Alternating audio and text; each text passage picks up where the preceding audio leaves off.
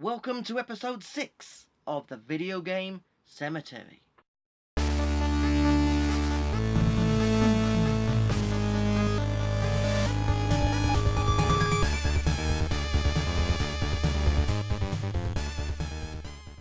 Good evening, ladies and gentlemen, and welcome to the Video Game Cemetery, the resting place for all things retro video games.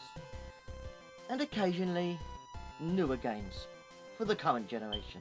And today's episode is a special episode dedicated to a game for the current generation. I am, of course, talking about Bloodstained, Curse of the Moon. Bloodstained, Curse of the Moon is a game by Inti Creates. You know, those guys that did a ton of work in the Mega Man series. And Bloodstained itself is led by the amazing Koji Igarashi after his departure from the Castlevania series, once Konami decided people were bored with Metroidvania-style games. Because Konami were clearly on drugs when they made this decision, Koji Igarashi knew they most likely made a stupid mistake, and so went off on his own, taking Michiru Yamane, the genius behind Castlevania Symphony of the Night's amazing soundtrack, with him to create Bloodstained, Curse of the Moon, and Bloodstained, Ritual of the Night. And believe me, I'll get to that one soon enough. But the focus today is on the first Bloodstained game. Michiru Yamane and Ippo Yamada absolutely kill it on this soundtrack. The soundtrack for Bloodstained is fucking amazing. Curse of the Moon is what I would call the most perfect Castlevania game on the NES. Except it's Bloodstained and it's on the PS4. Don't believe me? Here, take a look at them side by side.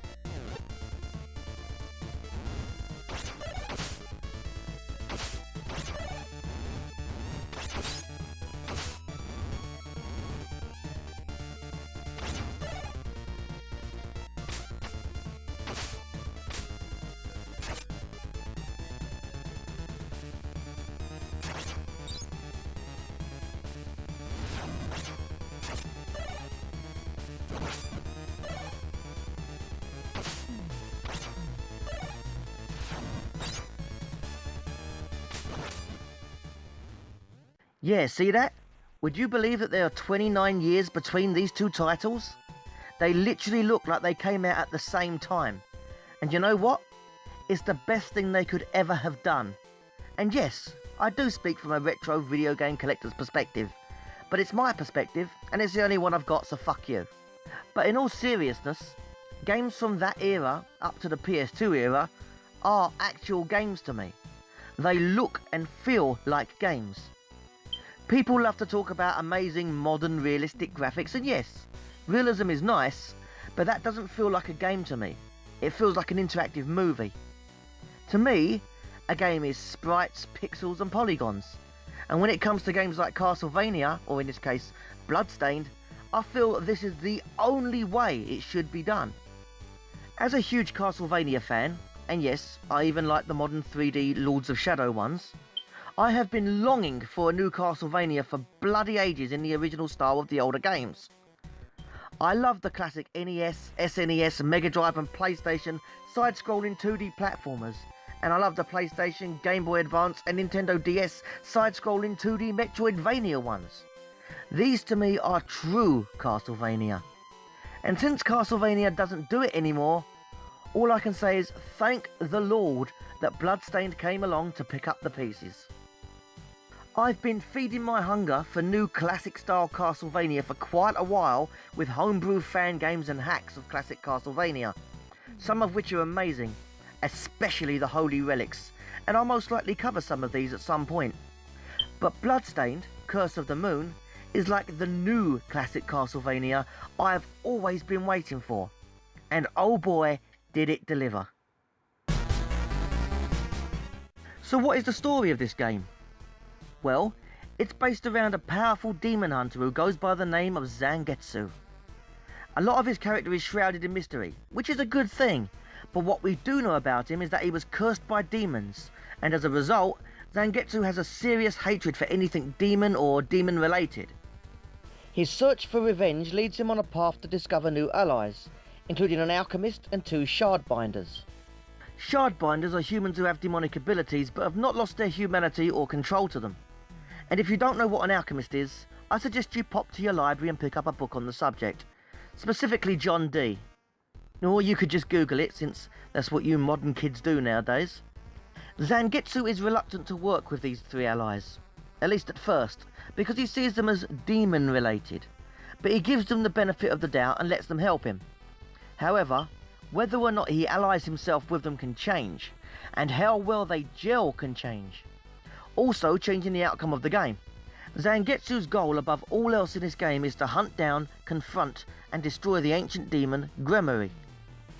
If Zangetsu chooses not to ally with the other characters, those 3 ally characters step in to save Zangetsu at the end of the game in the final battle, sacrificing themselves to save him. However, if he does ally with the other characters, he sacrifices himself to save them in the final battle. Both of these sound like pretty bad endings, but it's really how you take it. If you really want a perfect ending of sorts, the middle option of befriending and ignoring ally characters with a balance creates an ending in which all characters survive. But Zangetsu is still cursed by demons in this ending, so you could say he did it all for nothing. And there is more, which I'm not going to spoil. There is a ton of replay value due to the various different routes in the story. So yeah, story is, badass demon slayer seeks to kill the ancient demon Gremory to free himself of a demonic curse. That's the basic version. I'd also like to add that Bloodstained, plus the sequel, take a lot of real life demonology and incorporate it into the story. It's heavily based on real life alchemists and the Ars Goetia, probably better known as the Book of Solomon, and has many of the original 72 spirits of Solomon in the game as bosses and enemies. I love when games about demonic works are based on real occult practices. Fantastic research team behind it, that's all I can say. What can be said about the gameplay apart from the fact that it's just Castlevania? As said earlier, you begin the game as Zangetsu, a powerful demon slayer on a mission to destroy all demons he finds. He attacks with a sword. After defeating the first boss, you will be joined by Miriam. She is the first shardbinder you meet, and she attacks with a whip. A little later, you will be joined by Alfred the Alchemist, who attacks with a staff, and then later, Jebel the Vampire. Okay, so they don't officially classify him as a vampire, but look at him! He's clearly a vampire, and he even attacks enemies by letting 3 bats out of his cape in near enough the exact same fashion as Dracula and his fireballs in Castlevania. He's a vampire in my book, at least in this game, but also a shardbinder. You can switch between these characters on the fly, unless they get killed, then you continue with who you have left until you lose a life. Along with their standard attacks, they can collect potions and parchments by attacking lanterns, which gives sub-weapons. These can vary from daggers to grappling hooks to axes, and in Jebel's case, the ability to transform into a bat. Yeah, definitely a vampire. Personally, I find it easiest to play as Miriam.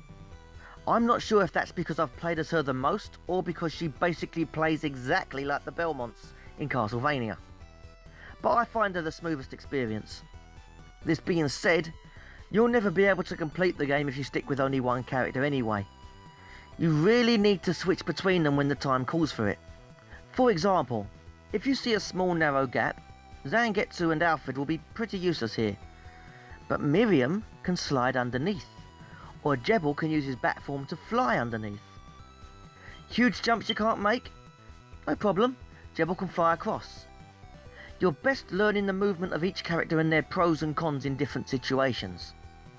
Along with potions and parchments, you can also pick up hearts. Unlike in Castlevania, hearts now replenish your health, and potions are the equivalent of the hearts in Castlevania. Most levels have an obvious path to follow. You can even see skeletons pointing to the direction you're supposed to go. But it also offers alternative paths, which are usually quite a bit more deadly, but reward you greatly for taking the risk and exploring. You'll usually find a difficult platforming challenge or a bastard of a monster that spams attacks with a lot of damage, but hey, you've got to give it a try, right? To aid you, like in Castlevania, you can also break certain walls to reveal health and power-ups too. Always worth stabbing or whipping a wall here and there to see what you can find. The graphics in this game are absolutely beautiful. They are, for the most part, 8-bit. That is, they look like they came straight from the NES, and in my book, this is a bloody good thing. When I was a kid, this kind of graphical achievement would have been considered groundbreaking, so this to me is how a game should look, as I said earlier. Obviously this is a design choice, and I'm glad they went the 2D sprite route rather than a 2.5D look like the sequel Ritual of the Night took. It has some fantastic parallax scrolling, as can be seen in many of the beautifully crafted levels, and the rain effects and moving train effects and so on all look absolutely fan-fucking-tastic. The bosses are especially amazing to look at. The third boss, Valafar, is absolutely amazing. He's made of gold coins and treasure, and attacking the piles of money he slides along the screen harm him, at the same time as doubling as a ladder for you to climb up and whip him in the face. And for a game using what is basically an NES style, the gold looks and feels exactly like what it's supposed to be. Gold. It feels like I'm in the Cave of Fucking Wonders on this level, and every level has this attention to detail, making what is technically very simple graphics look very impressive and effective. You would be forgiven in thinking at first glance that this was a Castlevania game on the NES. And I know, once again, I'm repeating myself here, but this really is exactly what it's like. When it comes to Curse of the Moon, I have to say it's very, very difficult for me to find anything wrong with it. And believe me, I have tried. I've played through it quite a few times, and honestly, if I have to say it has anything wrong with it, it's that it leaves me wanting more. The game is a decent length, don't get me wrong. It's once again on par with Castlevania 3 on the NES, but there isn't enough games like this. And even Ritual of the Night, as brilliant as that one is still very different and certainly not an NES-style Castlevania game. Curse of the Moon really does seem to be a one-off, and that to me is a flaw. My other complaint would be its lack of support for the PSP system. The original PSP, that is, since it is compatible with the PS Vita. This may seem like a stupid complaint, but the truth is that the PSP is more than capable of running this game. And I'd like to have it in my pocket on my favourite portable system, the original PSP. But hey, these are only nitpicks, because in truth, I can't really find a real flaw with it. Curse of the Moon is the perfect PS4 game, along with its sequel. I guess you could say it can be frustrating at certain points too, especially when taking the alternate routes in the game. But that's kind of the point, so can that even be considered a flaw? Probably not. Fortunately, if you want to play Curse of the Moon, it's available on quite a few consoles. It's on the PS4, Xbox One, Nintendo Switch, PS Vita and PC, so you have a lot of options. It was originally released as a digital download only, much to my shock and horror and disgust, but thanks to the amazing and wonderful people at Limited Run Games, it is available as a physical game on the mentioned consoles, including the special edition versions. Personally, I grabbed the PS4 release to begin with, but since then I'm working on getting every physical copy that exists. Yes, even at the prices they go for. This game really is that good. I also bought it as a PS4 download so I don't have to unseal it. So whatever preference you have for a console, it's got you covered. So there really is no excuse. Unless you're like me and you prefer playing the original PSP to the PS Vita. Then you're fucked. So all in all, I think that Bloodstained, Curse of the Moon is most definitely one of the top 10 PS4 titles of the current generation. If you love retro Castlevania games, or if you're more into the newer games of a similar style, such as Axiom Verge or Dead Cells and so forth, then you'll absolutely love Curse of the Moon. Fuck, even if you don't have a taste for these kinds of games, I would still recommend it, and I honestly can't recommend it enough, because it's fucking excellent. Like I said earlier, I love Castlevania, even the newer ones, but fuck me Leftways, I've wanted a classic Castlevania game forever, and Bloodstained delivers on every single level. And you know what? Konami, the owners of Castlevania, knew that they made a mistake by taking Castlevania in a new direction, because they haven't released anything new since the Lords of Shadow games, and they are constantly re-releasing the Castlevania classics, like Requiem on the PS4, and the Castlevania collection that includes all the NES, SNES, Game Boy and Mega Drive games. The only issue I have with these releases is, as great as they are, is that they are digital only, which fucking sucks. So they still haven't gotten back on track completely. But for the Castlevania fan of today, Bloodstained is the way to go, and I cannot emphasize that enough. So that's it, only a short video today. Just wanted to give this seriously beautiful game some love and respect.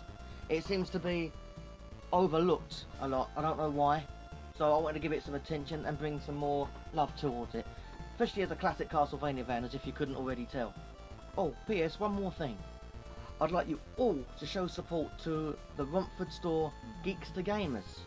This is the place to get your retro collectibles. It is a fantastic shop.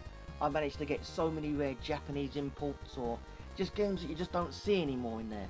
They do consoles, games, they do figures, comics, they do everything you can think of for a collector. All the things that you love and that you want, you'll find most of it in this shop.